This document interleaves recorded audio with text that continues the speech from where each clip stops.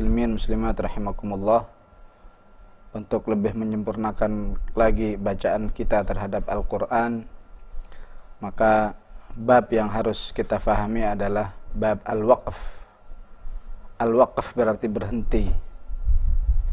Maka dalam ilmu tajwid yang membahas masalah kapan kita harus berhenti dan semua pengetahuan yang terkait dengan masalah berhenti di suatu ayat disebut dengan al-waqf. Oleh karena itu, urgensi al-waqf adalah tahqiq makna tartilil Quran, merealisasikan makna mentartilkan Al-Quran itu sendiri, sebagaimana yang diungkapkan oleh Ali bin Abi Thalib karramallahu wajhah ketika menjelaskan firman Allah, warattilil Qur'ana tartila.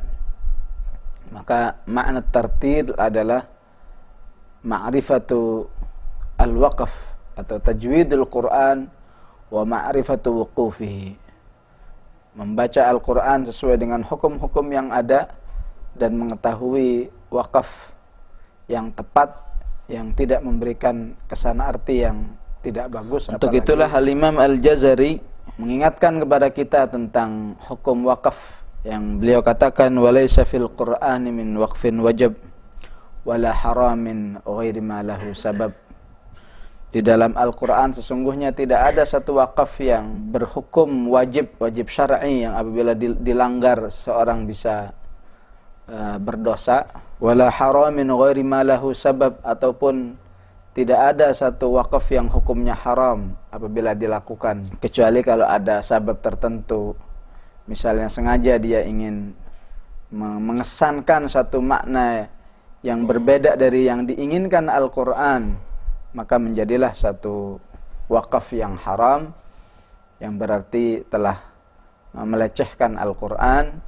Kaum muslimin muslimat rahimakumullah, kita fahami beberapa macam wakaf, di mana ketika kita membaca Al-Quran, maka wakaf kita tidak terlepas daripada satu wakaf yang disebut dengan al-waqfut tam, yaitu al-waqfu ala ma tamma ma'nah, satu wakaf yang sudah sempurna maknanya dalam satu ayat itu, dan ayat tersebut tidak berkaitan dengan ayat berikutnya, baik lafadznya maupun maknanya, dan ini bisa di tengah ayat ataupun di ujung ayat. Secara umum, ketika kita membaca firman Allah Subhanahu wa ta'ala, misalnya Alhamdulillahi Rabbil Alamin Ar-Rahmanir Rahim Maliki Yaumiddin, maka akhir-akhir ayat ini merupakan al-waqfut tam, karena antara Alhamdulillahi Rabbil Alamin dengan Ar-Rahmanir Rahim masing-masing memiliki satu makna tersendiri. Alhamdulillah berarti ungkapan puji syukur kepada Allah, Ar-Rahmanir Rahim berarti ungkapan tentang sifat Allah Subhanahu wa ta'ala. Ataupun ketika kita membaca firman Allah Subhanahu wa ta'ala yang sudah selesai satu maqta', satu alinea, misalnya kita membaca awal Al-Baqarah sampai di firman Allah, ulaika ala hudam min rabbihim wa ulaika humul muflihun. Maka ketika kita membaca Al-Quran, wakaf yang akan kita lakukan tidak terlepas dari beberapa macam wakaf, seperti al-waqfut tam, yaitu wakaf yang sudah sempurna pada satu ayat dan kemudian ayat berikutnya tidak terkait secara makna dengan ayat sebelumnya, baik secara makna ataupun secara lafaz, baik di tengah ayat maupun di akhir ayat. Ketika kita membaca Al-Quran, misalnya awal Al-Baqarah, Alif Lam Mim Dzalikal kitabu la raiba fihi hudal lil muttaqin. Ayat-ayat ini semua terkait ya. Sampai di ayat yang kelima itu merupakan satu penggalan yang menjelaskan tentang ketakwaan kepada Allah Subhanahu wa ta'ala. Akhir daripada penggalan ini adalah firman Allah, ulaika ala hudam mir rabbihim wa ulaika humul muflihun. Sampai di ayat ini penjelasan tentang orang-orang yang bertakwa berakhir. Maka di ayat berikutnya adalah Allah Subhanahu wa taala menjelaskan orang-orang kafir. Innal ladzina kafaru sawa'un 'alaihim a anzartahum am lam tunzirhum la yu'minun. Nah, itulah contoh al-waqfut tam yang pada umumnya terjadi pada ayat-ayat yang masalah kisah. Misalnya kisah Nabi Nuh sekian baris, 5 baris, kemudian berpindah ke kisah Nabi Hud. Ya. Maka pertemuan antara ayat yang menjelaskan kisah Nabi Nuh kemudian berpindah kepada kisah Nabi Hud, itulah yang dimaksudkan dengan al-waqfut tam. Ya. Wakaf yang sudah sempurna. Ya. Berarti seorang akan memulai pembicaraan baru, ya, setelah mengakhiri tema ayat-ayat yang sebelumnya.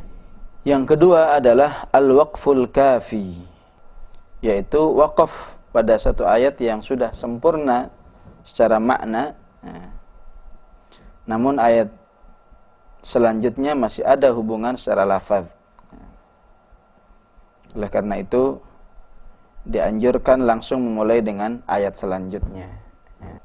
Misalnya kita membaca firman Allah, innal ladzina kafaru sawa'un 'alaihim a anzartahum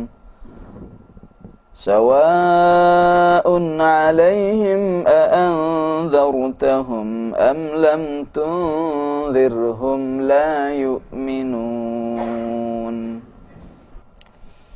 Yang ketiga adalah al-waqful hasan, yaitu wakaf pada ayat yang sudah sempurna artinya, namun secara arti dan lafaz masih terdapat hubungan.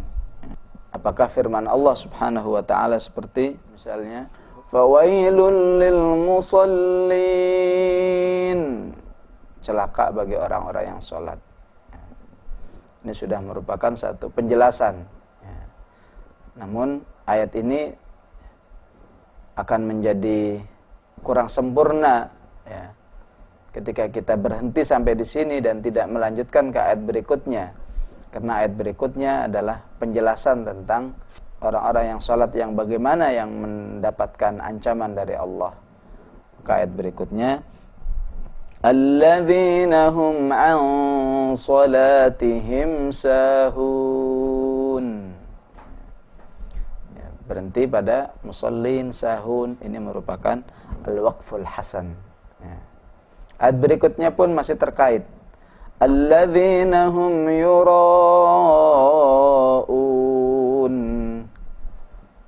wa yamna'unal ma'un.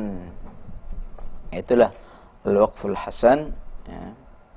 Tentunya apabila terjadinya di tengah ayat, ya, maka kita harus mengulangi dari kata-kata sebelumnya agar kesan makna yang diinginkan oleh ayat tersebut akan menjadi lebih sempurna, ya. Yang keempat adalah al-waqful qabih, yaitu ketika seorang berhenti pada satu ayat, apakah di akhir, apakah di tengah, namun berhentinya mengesankan sebuah makna yang menyimpang atau makna yang kurang tepat atau makna yang menjadi kurang sempurna. Oleh karena itu harus diupayakan tidak ada berhenti pada satu ayat yang mengesankan makna yang kurang tepat.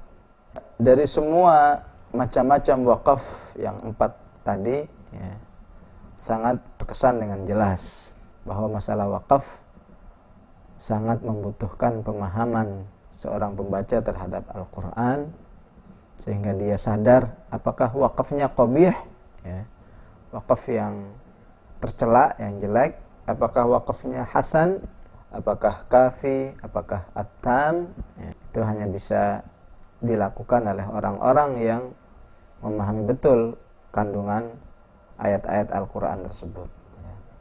Maka bagi kita yang belum memahami kandungan ayat-ayat Al-Quran, agar tidak terjadi satu al-waqful qabih ataupun sebuah wakaf yang tidak enak didengar, maka para ulama telah mengijtihadkan sebuah tanda-tanda wakaf seperti huruf mim yang berarti al-waqful lazim, di mana sangat ditekankan agar kita berhenti pada ayat itu agar tidak mengesankan satu kondisi makna yang tidak jelas. Pada umumnya ketika kita membaca surat Yasin sampai firman Allah, "Fala yahzunka qauluhum."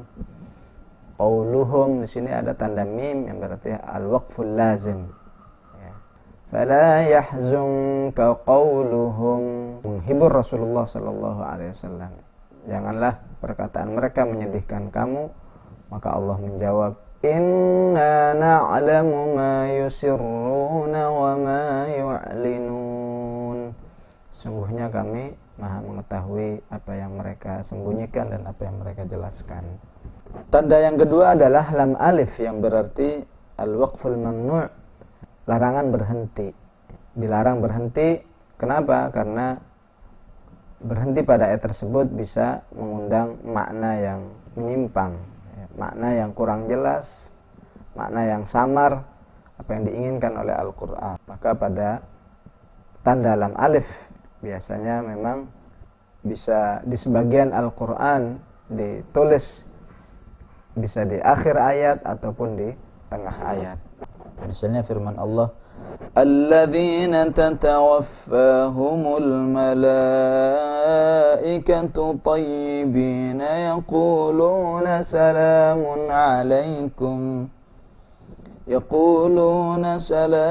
alaikum udkhulul jannata bima kuntum ta'malun."